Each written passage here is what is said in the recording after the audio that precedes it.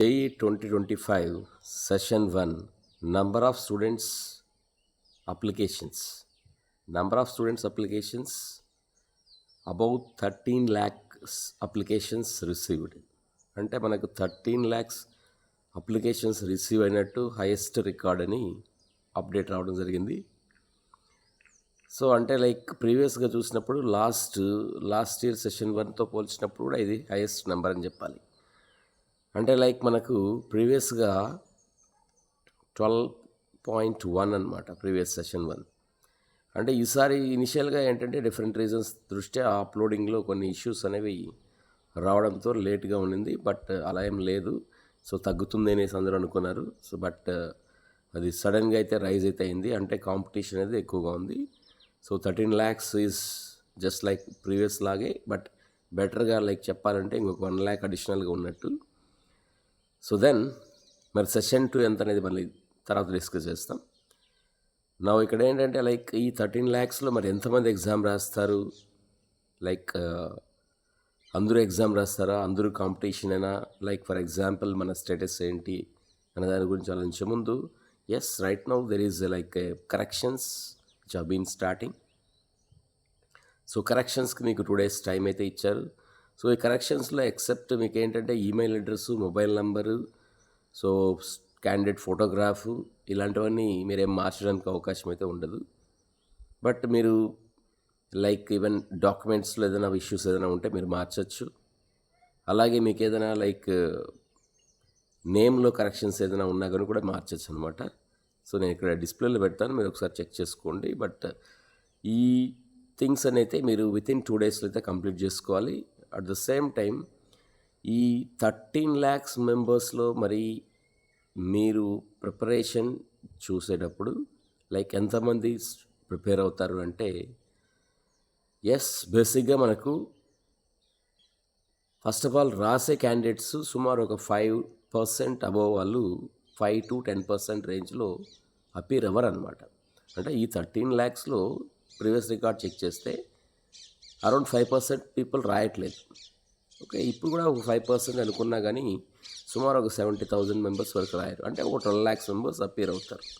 So appear అయిన వాళ్ళల్లో మళ్ళీ మీకు అడ్వాన్స్డ్కి వెళ్ళే వాళ్ళకు ఎంత ఉంటుంది అంటే, సో చెప్పాలంటే చాలామంది ఏంటంటే లైక్ ప్రిపరేషన్ అనేది జస్ట్ ఊరికే లైక్ క్యాజువల్గా ప్రిపేర్ అవుతూ వెళ్ళడానికి వెళ్తూ ఉంటారు అనమాట, క్యాజువల్గా, రైట్. సో ఒకసారి చూద్దాంలే, మళ్ళీ సెషన్ 2 ప్రిపేర్ అవుదాం, అలాంటి కేసు కావచ్చు. లేదా డిఫరెంట్ రీజన్ దృష్ట్యా ప్రిపరేషన్ వీక్గా ఉండొచ్చు. బట్ నా సజెషన్ ఏంటంటే సెషన్ 1 అన్నదే చాలా మీకు ఈజీ ఆప్షన్ అనమాట. సెషన్ 2కి వచ్చేసరికి మీకు సో టైం అన్నది మీకు బోర్డ్ ఎగ్జామ్స్ తర్వాత, ఇంటర్మీడియట్ ఎగ్జామ్స్ తర్వాత మీకు టైం అనేది తక్కువగా ఉంటుంది. కాబట్టి సెషన్ 1ని బెస్ట్ అటెంప్ట్గా ఇవ్వడానికి ప్రయత్నించండి. సో ఒకవేళ మీకు సెషన్ 1లో తగ్గినా దెన్ సెషన్ 2 మీకు ఒక ఆప్షన్ ఉంది. కాబట్టి again you can give a re-attempt in April session, right. So ఫర్దర్గా మీకు ఏదైనా వీటికి సంబంధించి గైడెన్స్ కావాలనుకున్నా, ఏదైనా క్లాసెస్ కావాలనుకున్నా you can go through the links which have been provided. Okay, so but one thing ఏంటంటే ఓవరాల్గా మీకు 2 lakhs 2 to 2.5 lakhs మాత్రమే మనకు అడ్వాన్స్ రాస్తారు. కాబట్టి అది సెషన్ 1, సెషన్ 2 కలిపి ఉంటుంది. కాబట్టి ఈ 13 lakhs మెంబర్స్లో టఫ్ కాంపిటీషన్ ఎంతమందికి ఉంటుంది అంటే ఒక 20% లోపే ఉంటుంది. ఓకే, 20% లోపే ఉంటుంది. So 80% of the people competitors కాదు. నా రిక్వెస్ట్ ఏంటంటే దాన్ని దృష్టిలో పెట్టుకొని మీరు ప్రిపరేషన్ అవసరం లేదు. Try to always keep that నీ కాంపిటీటర్ ఎవరు అంటే అది నువ్వే అనమాట. అంటే మీరు ఈరోజు ఎలా ప్రిపేర్ అవుతున్నారు, రేపు ఎలా ప్రిపేర్ అవుతున్నారు, ఎగ్జామ్ వరకు ఎలా ప్రిపేర్ అవుతున్నారు అనేది చాలా ఇంపార్టెంట్.